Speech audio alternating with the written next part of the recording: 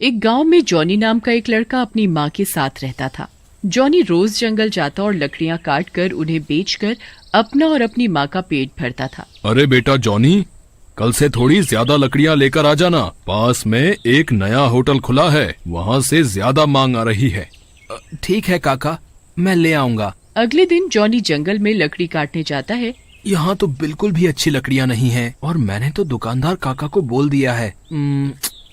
एक काम करता हूँ, जंगल के और अंदर चलता हूँ, शायद वहाँ अच्छी लकड़ियाँ मिल जाएं। ऐसा सोचकर लकड़ी के चक्कर में वो जंगल के और अंदर चला जाता है। थोड़ी ही देर में जॉनी काफी लकड़ियाँ काट लेता है। शाम होने वाली होती है। हाय राम, मैं तो आज बहुत थक गया और लकड़ियाँ भी काफी काट ली। एक काम करता हूँ, अब लकड़ियाँ लेकर वापस चलता हूँ। अगर रात हो गई तो यहाँ से निकलना मुश्किल हो जाएगा। फिर जॉनी लकड़ियाँ जमा करके उनका एक गट्ठर बना देता है। तभी जॉनी की नजर दूर एक घने पेड़ पर पड़ती है।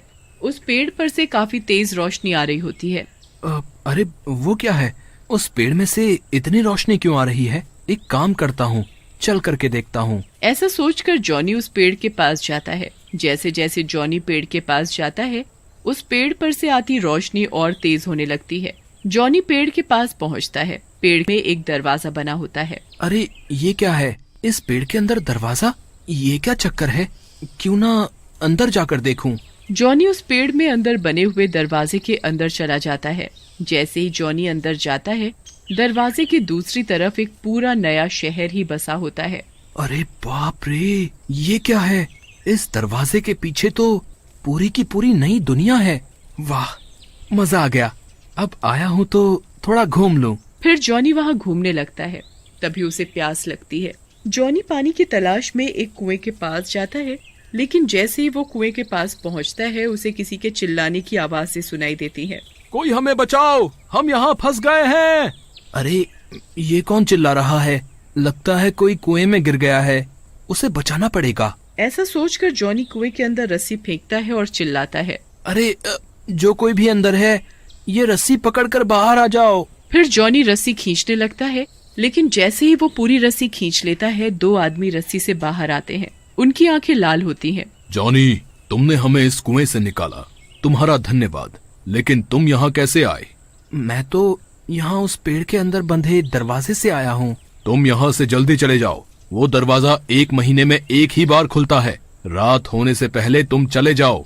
और ये लो जादुई छड़ी, इसे तुम जब भी घुमाओगे, ये एक सोने का सिक्का देगी, लेकिन इसे एक ही बार घुमाना। फिर जॉनी उस छड़ी को लेकर वहाँ से चला जाता है, लेकिन जैसे ही जॉनी वापस जाने के लिए आगे बढ़ता है, उसे एक बुढ़िया दिखती है। जॉनी के मन में उसे देखकर दया आती है। अरे कितनी बूढ़ी है ये औरत, क्यों ना इसकी कुछ मदद कर दूं। ऐसा सोचकर जॉनी उस बुढ़िया के पास जाता है और अपनी जादू की छड़ी की मदद से एक सोने का सिक्का उस बुढ़िया को दे देता है। बुढ़िया वो सोने का सिक्का लेकर बहुत खुश होती है। धन्यवाद बेटा, तुमने ये सोने का सिक्का देकर मेरी बहुत मदद की है। मैं तुम्हारा ये एहसान कभी नहीं भूलूंगी। तुम अब यहाँ से रात होने से पहले निकल जाओ। फिर जॉनी जल्दी से वहाँ से पेड़ के दरवाजे के रास्ते बाहर आ जाता है, लेकिन तभी उसे ख्याल आता है कि उसकी कुल्हाड़ी तो अंदर ही रह गई। अरे ये क्या कर दिया मैंने? मेरी वो कुल्हाड़ी तो अंदर ही रह गई। अब मैं क्या करूं? तभी जॉनी अपने हाथ में पकड़ी हुई छड़ी को देखता है और उसे घुमाकर एक सिक्का निकाल लेता है। मजा आ गया। ये जादू की छड़ी तो कमाल की है। इससे तो मैं बिना कुछ किए ही अमीर हो जाऊंगा। जल्दी से घर चलता हूँ और माँ को सारी बात बताता हूँ। फिर जॉनी घर पहुँचता है और अपनी माँ सीमा को पूरी बात बताता है, जिसे सुनकर सीमा डर जाती है और बोलती है, बेटा जॉनी, तुझे वहाँ से कुछ नहीं लाना चाहिए था। और वैसे भी हम मेहनत करने वाले लोग हैं, हमें मुफ्त का कुछ नहीं चाहिए। ये छड़ी जब भी दरवाजा खुले वापस करके आ जाना। जॉनी भी सीमा की बात मानने को तैयार हो जाता है और छड़ी को लेकर अपने कमरे में चला जाता है। उसी रात जॉनी का दोस्त शामू जॉनी के पास आता है। जॉनी उसे भी सारी बात बताता है, जिसे सुनकर शामू हंसने लगता है और बोलता है, जॉनी, तुम भी ना यार, बहुत डरपोक हो। किसी ने तुम्हें करोड़पति बनने का मौका दिया और तुम घबरा रहे हो। तुमसे ज्यादा डरपोक कोई नहीं है। लाओ वो छड़ी मुझे दे दो। जब वो दरवाजा खुलेगा तो तुम ये ले लेना और वापस रख देना। ऐसा कहकर शामू वो छड़ी जॉनी से ले लेता है और अपने घर को जाता है। ये जॉनी और इसकी माँ कितने बेवकूफ हैं। बताओ, इन्हें कोई अमीर बनने का मौका दे रहा है और ये उसे गवा रहे हैं, लेकिन मैं नहीं छोड़ूंगा ये मौका। मैं तो गांव का सबसे अमीर आदमी बनूंगा। ऐसा कहकर शामू जादू की छड़ी घुमा देता है। जैसे ही वो छड़ी घुमाता है, एक सोने का सिक्का बाहर गिरता है। अरे वाह, इससे तो वाकई सोने का सिक्का निकल रहा है। क्यों ना और घुमाऊं, क्या पता एक साथ ही पूरी सोने के सिक्कों की पोटली निकल जाए, है ना? ऐसा कहकर शामू जोर जोर से छड़ी को घुमाता है, लेकिन तभी वहाँ जोर का धुआं उठता है और एक डरावनी चुड़ैल उसके सामने आकर खड़ी हो जाती है। अरे मर गया रे, ये क्या हो गया? ये चुड़ैल कहाँ से आ गई? मैंने तो सोने के सिक्के के लिए छड़ी घुमाई थी। भागो रे भागो, अपनी जान बचाकर भागो। भागो रे भागो, अपनी जान बचाकर भागो। कहाँ फंस गया लालच में। चुड़ैल को देखकर शामू घबरा जाता है और भागने लगता है। कब तक भागेगा? भला चुड़ैलों से भी आज तक कोई जीत पाया है? अब तो इन हाथों से नहीं बचने वाला। भाग, कहाँ तक भागेगा? ऐसा कहकर चुड़ैल शामू को हवा में उठा लेती है और गायब हो जाती है और वो छड़ी वहीं गिर जाती है। अगले दिन शामू को घर पर ना पाकर उसकी माँ फूलन रोने लगती है। हाय रे मेरा बेटा, ना जाने कहाँ चला गया। कोई तो ढूंढो मेरे लाल को। फूलन का रोना धोना सुनकर गांव वाले उसके घर पर इकट्ठा हो जाते हैं। तभी जॉनी भी वहां आ जाता है। अरे आंटी जी, क्या हुआ? क्या हुआ शामू को? कहाँ गया वो? जॉनी बेटा, कल रात से नहीं है शामू, ना जाने कहाँ चला गया। उसे ढूंढ कर ला मेरे बच्चे। आप रो मत आंटी, मैं कुछ करता हूँ। ऐसा कहकर जॉनी वहाँ से चला जाता है और रास्ते में सोचने लगता है। कल रात में ही शामू ने मुझसे वो जादू की छड़ी ली थी। हो ना हो उसी जादू की छड़ी में कुछ गड़बड़ है। ऐसा सोचकर जॉनी अपनी माँ के पास जाता है और उसे सारी बात बताता है, जिसे सुनकर जॉनी की माँ बोलती है, बेटा कुछ भी हो वो तेरा दोस्त है और तेरी वजह से ही वो संकट में पड़ा है। अब उसे बचाना भी तेरी जिम्मेदारी है। मैं जानता हूँ माँ, लेकिन मैं क्या करूँ? मुझे कुछ समझ में नहीं आ रहा है। वो छड़ी भी न जाने कहाँ खो गई है। इस काम में तो वो काली पहाड़ी वाले बाबा ही हमारी मदद कर सकते हैं।